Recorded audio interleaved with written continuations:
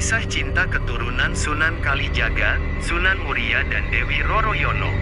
Pernikahan Sunan Kalijaga dengan seorang wanita yang alim dan juga ayu bernama Dewi Saro. Pada akhirnya hari yang dinanti-nanti tiba juga.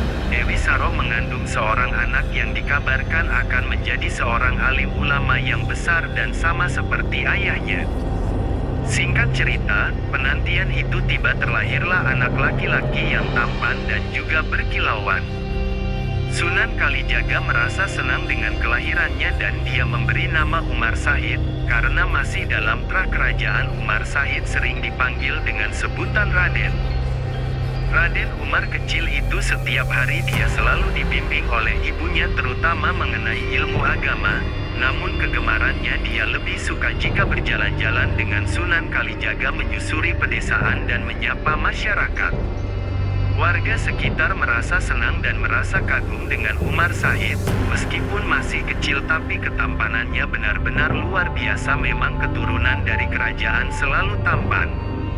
Aduh, Raden Umar tampan sekali Sunan, puji salah seorang wanita ketika berpapasan dengan Sunan Kalijaga.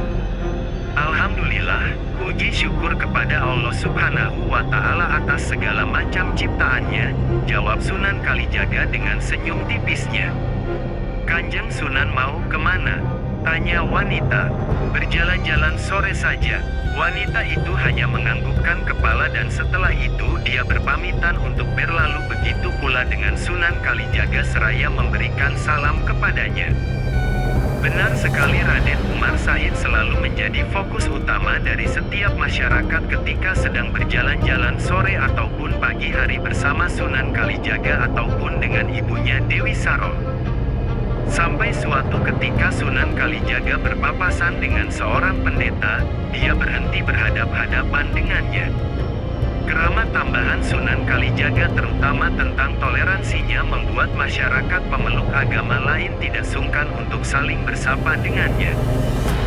Hal inilah yang pada akhirnya nanti akan diturunkan kepada Raden Umar Said, yang dimana selama masa hidupnya nanti akan berteman juga dengan kalangan Brahmana atau pemuka agama lain tanpa harus memaksa atau membedakannya.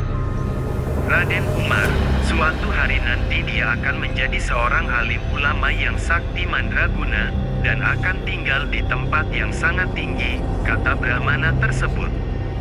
Insya Allah, jika Gusti Kang Kersa sudah menghendakinya, maka kita sebagai manusia dan hambanya hanya bisa pasrah menjalankan takdirnya, kata Sunan Kalijaga. Sang Hyang Agung pasti akan memberkati Raden Umar Said, amin. Terima kasih atas segala doanya, kata Sunan Kalijaga seraya dengan senyum tipisnya. Singkat cerita, beberapa tahun berlalu Raden Umar Said sudah tumbuh menjadi seorang remaja yang tampan dan gagah berani. Kayak lokan tubuhnya itulah yang membuat banyak sekali orang terpana pada dirinya, terutama remaja-remaja gadis banyak sekali mengaguminya. Hari itu Raden Umar tengah berjalan-jalan sendirian menyusuri pedesaan seperti biasanya ketika bersama dengan Sunan Kalijaga waktu masa kecilnya. Dia merasa senang jika bercengkrama dengan masyarakat, banyak sekali ilmu yang diambilnya. Kegemarannya inilah yang pada akhirnya membuat masyarakat terpana dengan sikap sopan santunannya, bukan hanya sekadar pada parasnya. Lemah lembut yang diperlihatkan Raden Umar Said kepada masyarakat, membuat warga sekitar merasa nyaman dengan dirinya, bahkan tidak sungkan-sungkan meskipun Raden Umar Said masih tera kerajaan.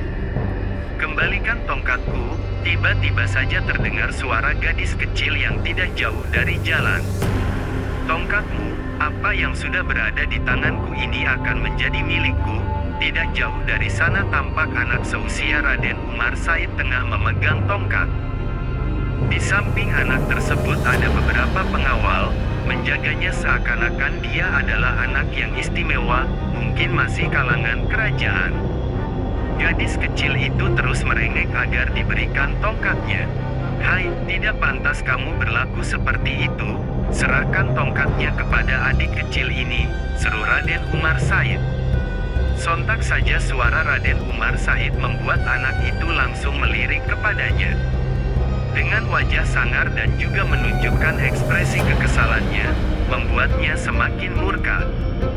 Kamu tidak usah ikut campur, aku ini anak adipati, jadi rakyat jelata sepertimu harus tunduk padaku, kata anak tersebut dengan angkuhnya.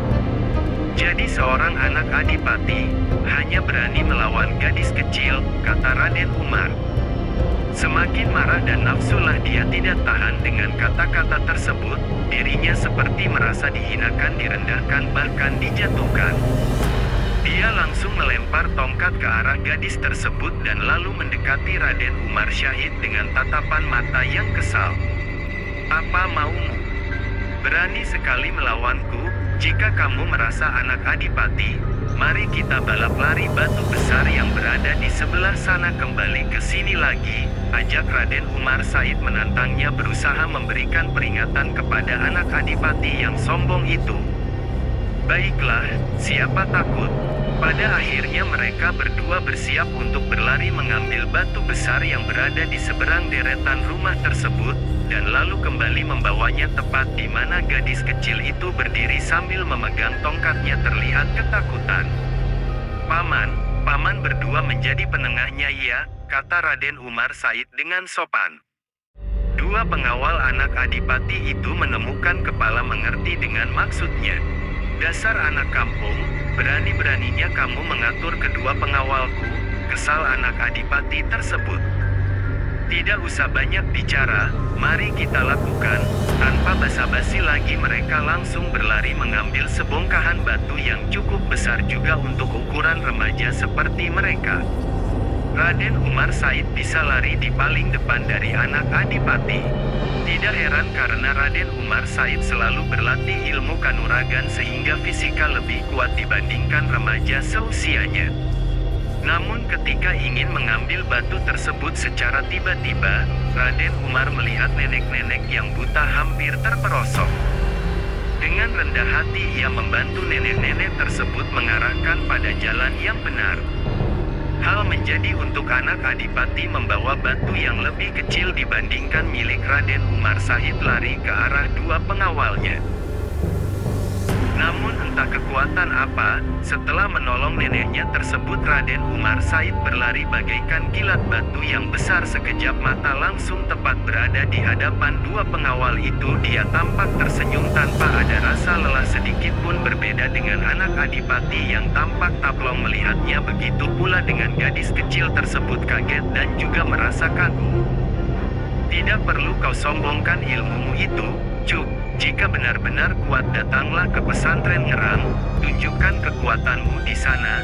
Suara wanita tiba-tiba membuat dada Raden Umar Said bergemetar. Bersambung.